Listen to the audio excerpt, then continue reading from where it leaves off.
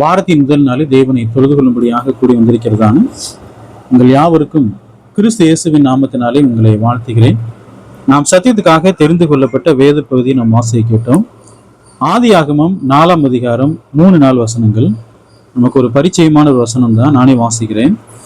சில நாள் சென்ற பின்பு காயின் நிலத்தின் கனிகளை கர்த்தருக்கு காணிக்கையாக கொண்டு வந்தான். ஆபேலும் தன் மந்தையின் தலையீற்றுகளிலும் அவையில் கொழுமையானவையிலும் சிலவற்றை கொண்டு வந்தான். ஆபேலையும் அவன் காணிக்கையும் கர்த்தர் அங்கீகரித்தார். வேத வாக்கியத்துல முதலாக இந்த இடத்துலதான் தேவனுக்கு காணிக்கை கொண்டு வந்தார்கள் அப்படிங்கிற பகுதி இங்கதான் பயன்படுத்தப்பட்டது. முதலாக வேத வாக்கியத்துல கர்த்தருக்காக என்ன பண்ணிக்கிறாங்கன்னா காணிக்கை கொண்டு வந்துக்கிறாங்க. அதற்கு முன்பதாக எந்த ஒரு பதிவுமே இல்லை. காயின் ஆபேல் தான் கர்த்தருக்காக முதலாக என்ன கொண்டு வந்துக்கிறாங்கன்னா காணிக்கை என்ன செஞ்சுக்கிறாங்க, கொண்டு வந்துக்கிறாங்க. எப்படி காணிக்கை கொண்டு வந்தாங்கன்னா, காயின் விவசாயம் செய்யக்கூடியவரா இருக்கிறாரு, ஆபேல் மந்தையை மீட்கக்கூடியவரா இருக்கிறாரு. பாருங்க, அதுல இருந்து அவங்க என்ன கொண்டு வர்றாங்கன்னா கர்த்தருக்காக காணிக்கை கொண்டு வர்றாங்க. அவர் காய்கறிகள்லாம் கொண்டு வர்றாரு. ஆபேல் எதை கொண்டு வர்றாருங்க? ஆடுகளை கொண்டு வர்றாரு. ஏன்னா அவர் அதான் மேய்ச்சிட்டு இருக்கிறார். ஆடுகளை மேய்க்கக்கூடியவரா இருக்கிறார். ஆடுகள் என்ன செய்யறாருன்னா கர்த்தருக்கு என்ன செய்யறாருன்னு காணிக்கையை கொண்டு வர்றாரு. இந்த சம்பவம் நம்ம படித்த ஒரு சம்பவம் தான். நம்ம பார்க்க வேண்டிய வார்த்தை எதுன்னா, 4ஆம் அதிகாரம் 4ஆம் வசனத்துல அவன் காணிக்கையையும் அப்படின்னு வாசிக்கிறோம் பார்த்தீங்களா. 4ஆம் அதிகாரம் 3ஆம் வசனத்துல காயின் நிலத்தின் கனிகளை கர்த்தருக்கு காணிக்கையாக, அந்த காணிக்கைங்கிற வார்த்தை 4ஆம் வசனத்தை வாசிக்கின்ற பொழுது காணிக்கைங்கிற வார்த்தை நம்ம வாசிக்கிறோம். ஆவேலும் காணிக்கை கொண்டு வர்றாரு, காயினும் என்ன கொண்டு வர்றாருங்க? காணிக்கை. காணிக்கைன்னா அர்த்தம் என்ன? இன்னைக்கு சில மதங்கள்ல காணிக்கைங்கிற வார்த்தை என்ன செய்யறாங்கன்னா பயன்படுத்துறாங்க. காணிக்கைன்னா அர்த்தம் என்ன? இன்னைக்கு பிரிவினை கூட்ட மக்கள்லாம் கர்த்தருக்கு காணிக்கை கொடுங்கன்னு கேட்கிறாங்க. காணிக்கைன்னா அர்த்தம் என்ன? அவங்க காணிக்கை என்ன சொல்லுவாங்கன்னா தசம பாகம், அதான் காணிக்கைன்னு. காணிக்கைன்னா அர்த்தம் என்ன? காணிக்கை என்ற வார்த்தைக்கான எபிரேயர் நம்பர் பாத்தீங்கன்னா 4503. காணிக்கை என்ற வார்த்தைக்கான எபிரேயர் நம்பர் பாத்தீங்கன்னா 4503.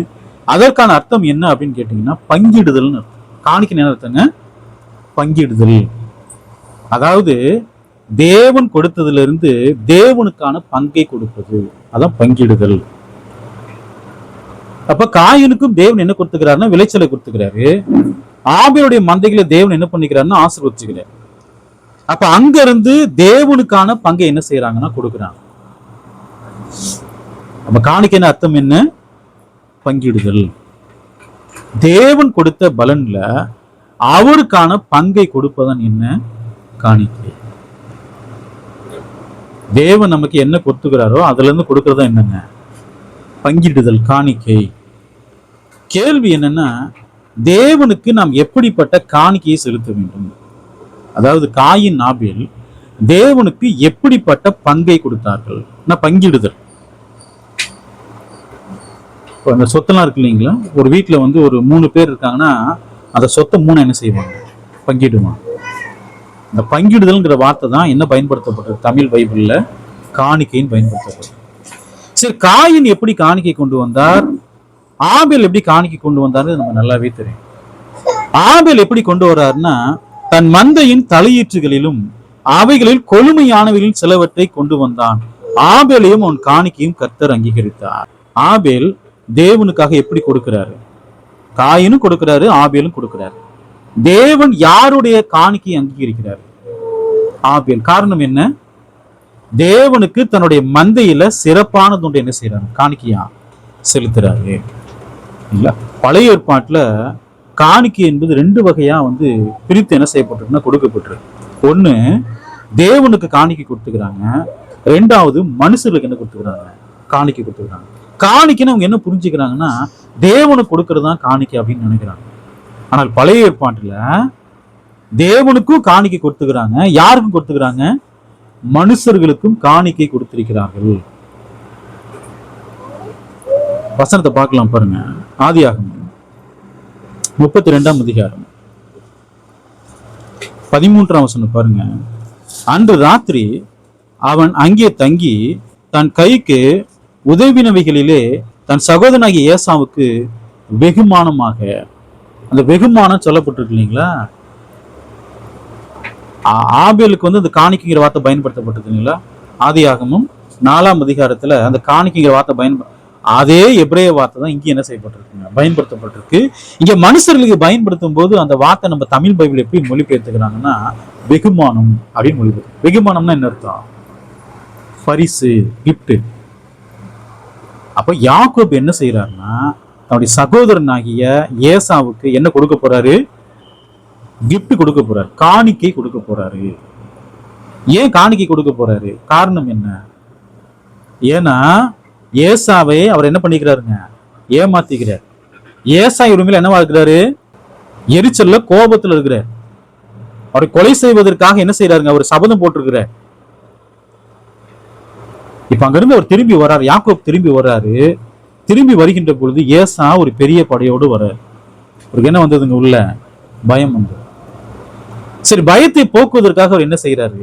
அவருக்கு பரிசு கொடுக்கலாம், காணிக்கை கொடுக்கலாம். என்ன கொடுத்தாருன்ற பாருங்க.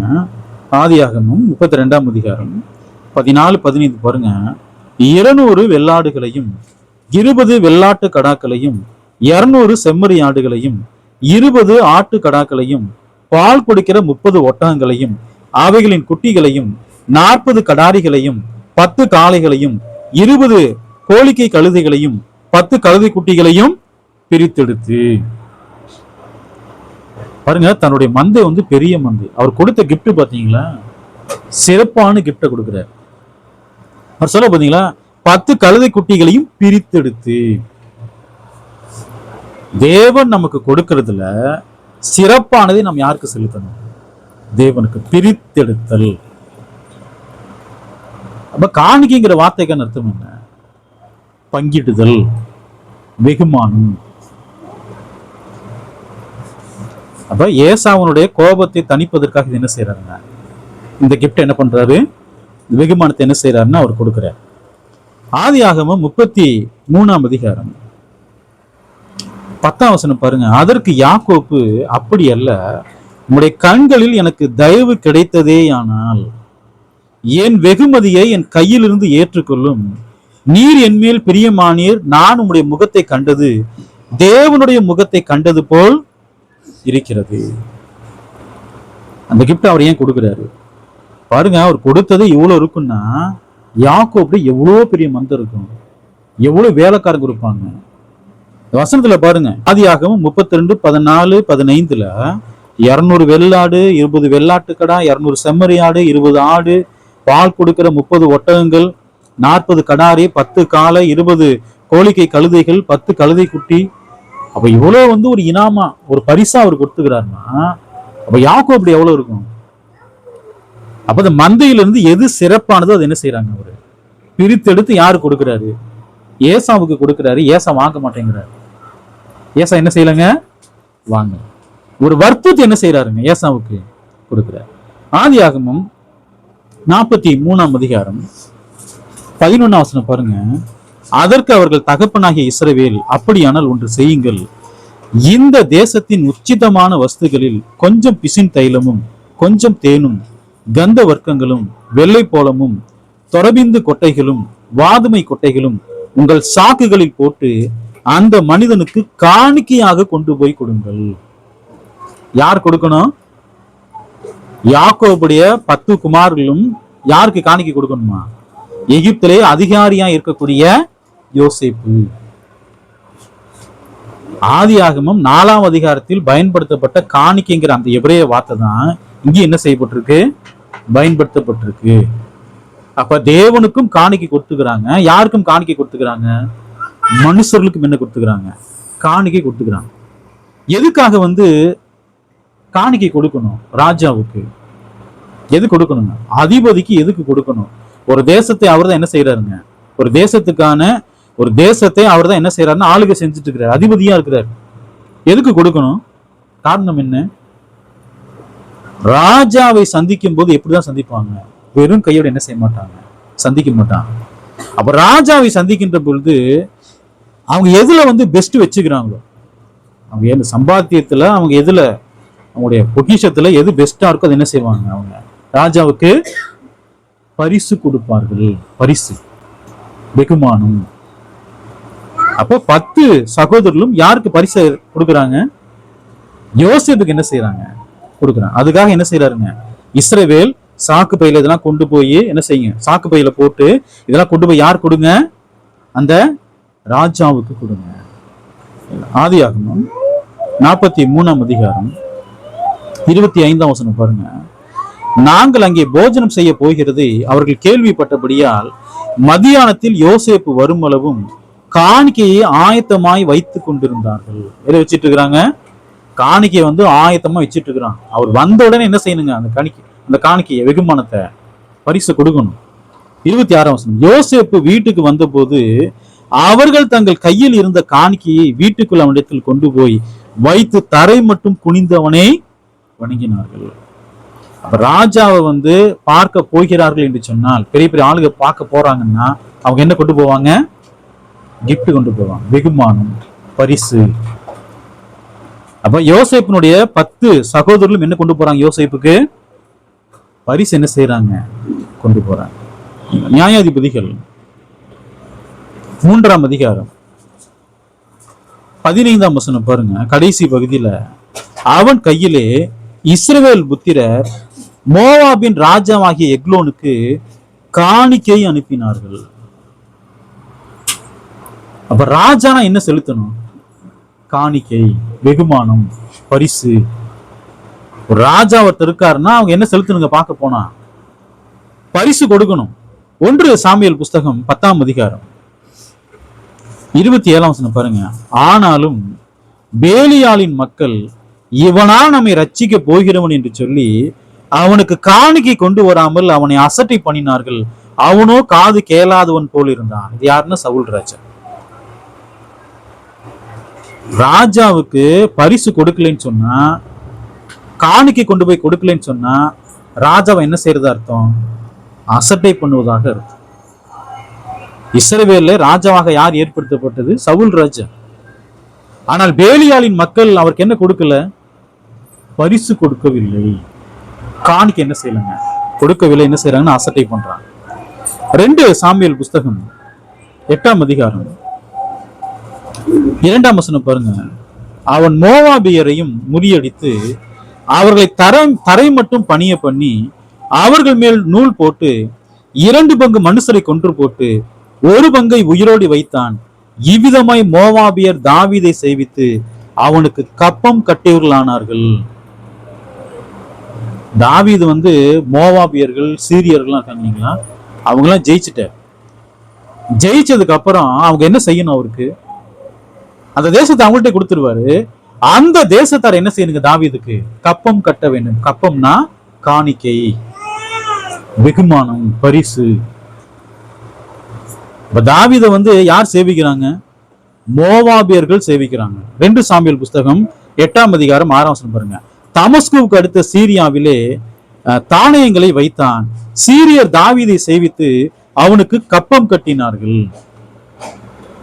அப்ப சீரியராக இருந்தாலும் சரி, மோவாபியர்களாக இருந்தாலும் சரி, தாவீதுக்கு என்ன கட்டுவாங்க? கப்பம். அப்படின்னு என்ன அர்த்தம்? காணிக்கை. அப்ப காணிக்கைங்கிற வார்த்தை அது தேவனுக்கு மாத்திரம் உரியதா? அது யாருக்கும் உரிய வார்த்தைகளா இருக்கு? பழைய ஏற்பாட்டுல அது மனுஷர்களுக்கும் உரிய வார்த்தையா இருக்கு. காணிக்கைன்னு அர்த்தம் என்ன? பங்கிடுதல். என்ன இருக்கோ ஒரு பங்கை என்ன செலுத்தணுங்க? மேலானவர்களுக்கு அந்த பங்கு என்ன பண்ணணும்? செலுத்தணும். அதான் என்னவா இருக்கிறது? காணிக்கையாக இருக்கிறது. நல்லா கவனிங்க. இந்த சீரியர்கள், மோவாபியர்கள் இவங்கெல்லாம் காணிக்கை கொடுக்குறாங்க. அன்பின் நிமித்தமா கொடுக்குறாங்களா? ஏன்னா மோவாபியர்களும் இந்த சீரியர்களும் யாருக்கு விரோதமாகறாங்கன்னா இஸ்ரவேலுக்கு விரோதமாகறான். தாவீது அவங்களை அடிபணிய பண்ணிக்கிறார். அவங்க கப்பம் கொடுக்குறாங்க. கப்பம்னா காணிக்கை அனுப்புறாங்க தாவீதுக்கு. மனப்பூர்வமா சந்தோஷமா அனுப்புவாங்களா? எப்படி அனுப்புவாங்க? எரிச்சல தான் அனுப்புவாங்க. உங்களுக்கு என்ன செய்யறான்? கப்பம் கட்டி கொண்டிருக்கிறோம், காணிக்கை செலுத்துறோம். மனப்பூர்வமா என்ன செய்ய மாட்டாங்க? கொடுக்கலாம் மாட்டாங்க. எனது கட்டாயம் என்ன செய்யறதுங்க? வாங்கப்படுவது. அப்ப கட்டாயமாக வாங்குவதை தேவன் விரும்புறாரு. பழைய ஏற்பாட்டுல இருந்து புதிய ஏற்பாட்டு வரைக்கும் தேவன் என்ன விரும்புறாரு? அவன் கட்டாயமாயும் அல்ல, தன் மனதில் நியமித்தபடியே கொடுக்க கடவன், மனப்பூர்வமாய் கொடுக்க கடவன். தேவன் காணிக்கை வாங்க சொல்லும் போது எப்படிதான் வாங்க சொல்லுவாரு? மனப்பூர்வமா. யாரையும் மிரட்டி வாங்கணும்னு சொல்லிக்கிறாரு. இன்னைக்கெல்லாம் வந்து என்ன சொல்றாங்கன்னா, நீங்க காணிக்கை கொடுக்கல, தசம பாகம் கொடுக்கலைன்னா என்னவா? தேவன் குடும்பத்தை அழிச்சிருவாரு, உன் வியாபாரத்தை ஒண்ணு இல்லாம பண்ணிடுவாரு, உன் பிள்ளைகளை கொண்டு போட்டுருவாரு. நீ கர்த்தருக்கு என்ன செய்யறது இல்ல? தசம பாகம் கொடுக்கறது இல்ல. தேவன் இப்ப மிரட்டுறாரு. அந்த தசம பாகத்தையோ அல்லது அந்த காணிக்கையோ வாங்கி தேவன் என்ன செய்ய போறாரு? ஆனா அவங்களுடைய மிரட்டுறாங்களா இல்லைங்களா? கட்டாயமான கீழ்ப்படிதலை தேவன் ஒருபோதும் என்ன செய்யறது இல்லை, அவர் விரும்புறதெல்லாம் இல்லை. தேவன் எப்படிதான் விரும்புறாரு? மனப்பூர்வமா கீழ்ப்படியணும். கர்த்தருக்கு கொடுக்கும்போது எப்படி கொடுக்கணும்? விசனமாயும் அல்ல, கட்டாயமாயும் இல்லை. எப்படி கொடுக்கணுங்க? மனப்பூர்வமாய் சந்தோஷமா கொடுக்கணும். தேவன் அதான் என்ன செய்யறாருன்னா விரும்புறார். 1 ராஜாக்கள் புஸ்தகம் 4ஆம் அதிகாரம் 21 பாருங்க. நதி தொடங்கி பெலிசியர் தேசம் வழியாய் எகிப்தின் எல்லை மட்டும் இருக்கிற சகல ராஜ்யங்களையும் சாலமோன் ஆண்டு கொண்டிருந்தான். அவர்கள் சாலமோனுக்காக காணிக்கைகளை கொண்டு வந்து அவன் உயிரோடு இருக்கிற நாளெல்லாம் அவனை சேவித்தார்கள். சாலமோனுக்கு சகல ராஜ்யங்கள் என்ன வருதுங்க? பரிசு, காணிக்கை. எல்லா ராஜாக்களும் என்ன கொடுக்குறாங்க? காணிக்கை கொடுக்குறான். அவரை என்ன செய்தார்கள்? சேவித்தார்கள். அவருக்கு வரக்கூடிய காணிக்கையில பாருங்களேன், 10ஆம் அதிகாரம் 25ஆம் வசனத்துல, வருஷம் வருஷம் அவரவர் தங்கள் காணிக்கை ஆகிய வெள்ளி பாத்திரங்களையும் பொற்பாத்திரங்களையும் வஸ்திரங்களையும் ஆயுதங்களையும் கந்த வர்க்கங்களையும் குதிரைகளையும் கோவேறு கழுதைகளையும் கொண்டு வருவார்கள். யார் கொண்டு வருவாங்க? இவ்வளோ பரிசு பொருள் யார் கொடுப்பாங்க? வருஷம் வருஷம் சாலமோன் ராஜாவுக்கு இவ்வளோ பரிசு பொருளை கொடுப்பாங்க வருஷம் வருஷம். இது மனுஷர்களுக்கு கொடுக்கப்படக்கூடிய காணிக்கை, வெகுமானம், பரிசு. அப்ப காணிக்கை என்றால் அர்த்தம் என்ன? பங்கிடுதல். என்ன இருக்கோ அதை என்ன செய்யறதுங்க? கொடுக்கறது. அதான் பங்கிடுதல். சரிங்களா? நல்லா கவனிங்க. ஒரு மேலான அதிகாரம் உடைய ஒரு ராஜா இருக்கிறாரு, அல்லது வந்து ஒரு ஆளுகை செய்யக்கூடிய ஒருத்தர் இருக்கிறாரு. அவருக்கு எப்படிப்பட்ட பரிசு கொடுப்பாங்க? ஒரு ராஜாவே இருக்காருன்னு வச்சுக்கோங்களேன். ஒரு பரிசு கொடுக்குறாங்கன்னா, ஒரு வெகுமானம் கொடுக்குறாங்கன்னா எப்படி கொடுப்பாங்க? எப்படி கொடுப்பாங்க? தங்கள்கிட்ட என்ன இருக்கோ அதுல பெஸ்ட் எதுவோ அதை என்ன செய்வாங்க? கொடுப்பாங்க. பாருங்க, வசனத்தை வாசிக்கலாம். மல்கியா புஸ்தகம் 1ஆம் அதிகாரம் 8ஆம் வசனம் பாருங்க. நீங்கள் கண் ஊனமானதை பலியிட கொண்டு வந்தாலும் அது பொல்லாப்பல்ல, நீங்கள் கால் ஊனமானதையும் நசல் பிடித்ததையும் கொண்டு வந்தாலும் அது பொல்லாப்பல்ல என்கிறீர்கள். அதை நீ உன் அதிபதிக்கு செலுத்து, அவன் உன்மேல் பிரியமா இருப்பானோ உன் முகத்தை பார்ப்பானோ என்று சேனைகளின் கர்த்தர் கேட்கிறார். ஒரு ராஜாட்ட நீங்க வந்து ஒரு பரிசு பொருள் கொடுக்குறீங்கன்னு வச்சுக்கோங்களேன், ஒரு உடைந்து போன ஒரு பரிசு பொருளை கொடுப்பீங்களா? தேவன் கேட்கிறாரு, ஒரு அதிபதிட்ட போய் நீ இப்படிப்பட்ட பலியை நீ கொடுப்பியா? அதாவது கண் ஊனமானது, கால் ஊனமானது, நசல் பிடிச்சத போய் ஒரு அதிபதிக்கு நீ போய் செலுத்துவியான்னு கேட்கிறாரு. அதிபதிக்கு எப்படி செலுத்துவாங்க? எது பெஸ்டோ அதை என்ன பண்ணுவாங்க? கொடுப்பாங்க. இப்ப காயின் ஆபேல பாக்குறோம். இதுல பெஸ்டா கொடுத்தது யாரு? ஆபேல். ஏன் பெஸ்டா கொடுக்கிறாரு? காரணம் என்ன? ஏன் சிறப்பானது ஒன்றை கர்த்தருக்காக கொடுக்கிறார்? காரணம் என்ன? ஏன்னா தேவனை அவர் எப்படி மதிக்கிறாருங்க? உயர்வா மதிக்கிறார். தேவனை உயர்வா மதிக்கிறதுனாலதான் ஆபேல் தேவனுக்கு எதை கொடுக்கிறாரு? மந்த ஈற்றுகளில், தலை ஈற்றுகளில் முதன்மையானது கர்த்தருக்காக என்ன செய்யறாருங்க? கொடுக்கிறார். அதனாலதான் கர்த்தருடைய காணிக்கை என்ன செய்யறாருன்னா அங்கீகரிக்கிறார். தேவன் எதை பார்க்கிறாரு? இருதயம். இருதயத்தின் நிறைவினால் வாய் பேசுன்ற. அப்ப இருதயத்துல தேவனை குறித்து அவங்க எந்த அளவுக்கு மதிக்கிறாங்கிறது எதுல வெளிப்படுது? அவர்கள் கொடுக்கக்கூடிய காணிக்கை. காயின் வந்து ஏற்கனவே பொல்லாதவரா இருக்கிறாரு, தேவனுக்கு காணிக்கை கொண்டு வராரு. தேவன் எப்படி அங்கீகரிப்பாரு? ஆபேல் எப்படி இருக்கிறாரு? நீதி உள்ளதா இருக்கிறார். ஏன்னா தேவனுக்குரியது உயர்வா மதிக்கிறாருன்னா அவர் எப்படிப்பட்டவரா இருக்கிறாருங்க? நீதி உள்ளவர். அவருடைய கிரிகளும் எப்படி இருக்குது? நீதி உள்ளவைகள். அதை தேவன் என்ன செய்யறாருங்க? அங்கீகரிக்கிறார். அப்போ ராஜாவுக்கு செலுத்தும் போது எப்படிப்பட்டதை செலுத்த மாட்டாங்க? அங்க பலவீனமானது, நசல் பிடிச்சது, அருவருப்பானது, இதெல்லாம் என்ன செய்ய மாட்டாங்க? செலுத்த மாட்டாங்க. அப்போ ஒரு கிஃப்ட் நம்ம வாங்குறோம்னு வச்சுக்கோங்களேன், அதை நம்ம அப்படி பிரிச்சு பார்க்கும்போது உள்ள வந்து ஒரு பிஞ்சு போன செருப்பு தான் நமக்கு எவ்வளவு கோவம் வரும். கிஃப்ட் நல்லா அழகா பேக் பண்ணிக்கிறாங்க, நீங்க அப்படியே பிரிச்சு பாக்குறீங்க, உள்ள பீந்து போன ஒரு பழைய செருப்பு இருக்குது, எவ்வளவு கோவம் வரும். ஒரு தேவனுக்கு அப்படி செலுத்துறாங்கன்னா இஸ்ரவேல் ஜனங்கள் அப்படிதான் செலுத்தினாங்க. நசல் பிடிச்சது, கால் ஊனமானது, கண் ஊனமானது, இதை தேவனுக்கு செலுத்துறான். தேவனுக்கு செலுத்தும் போது தேவன் என்ன சொன்னாருன்னா, அதுல ஒரு சின்ன என்ன ஆகக்கூடாதுங்க, ஒரு சின்ன தழும்பு கூட இருக்கக்கூடாது. ஒரு ஆடு செலுத்துறாங்கன்னா அது உச்சந்தலையில இருந்து அது வால் வரைக்கும் எந்த ஒரு பழுதுமே இருக்கக்கூடாது. அதான் அவங்க என்ன செய்யணும், கர்த்தருக்காக செலுத்தணும். ஆனா அவங்க என்ன செலுத்தினாங்க, மந்தையில எப்படி இருக்குதுங்க, மந்தையில எல்லாமே கொழுமையா இருக்குது. அந்த கொழுமையானதுல எது பலவீனமா இருக்கோ, எது விற்பனை ஆகாதோ, யார் வாங்க மாட்டாங்களோ அதை கொண்டு வந்து என்ன செய்யறாங்க, செலுத்துறாங்க. தேவன் அங்கேயும் பாக்குறாரு, பலிபீடத்தையும் பாக்குறாரு, அவங்க மந்தையும் பாக்குறாரு. எல்லாம் கொழுமையானதா வச்சுட்டு இப்படி வந்து செலுத்துறிய, அவன் அதிபதிக்கு செலுத்து, அவன் இதை அங்கீகரிப்பான என்று பார்க்கலான்னு சொல்றாரு. காணிக்கை என்பதுக்கான அர்த்தம் என்ன? பங்கிடுதல். தேவன் நமக்கு சம்பளத்தை கொடுக்கிறாருன்னா கர்த்தருக்காக சிறப்பா என்ன செய்யணும், அவருக்கு செலுத்த வேண்டும். காணிக்கை வாங்கினோனையுமே எல்லாம் போக மிச்சம் இருக்கிறத கர்த்தருக்கு என்ன செய்யக்கூடாதுங்க, செலுத்தக்கூடாது. நம்ம சம்பளம் வாங்குறோம்னு சொன்னோம்னா நம்ம தர்ம பணத்தை என்ன செய்யணும், ஒதுக்கணும்.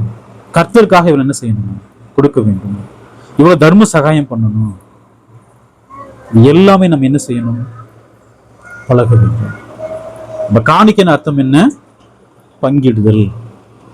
தேவனுக்குரியதை யாருக்கு செலுத்தணுங்க, தேவனுக்குரியதை நம்ம என்ன பண்ணணும், செலுத்தணும். கர்த்தருக்கு சத்தம் பண்ணால் இன்னும் நிறைய சத்தியங்கள் நம்ம என்ன செய்ய போறோம், காணிக்கையை பற்றி நம்ம படிக்க போறோம். தேவன் தாமிகளை ஆசீர்வதிப்பாராக. ஆமாம்.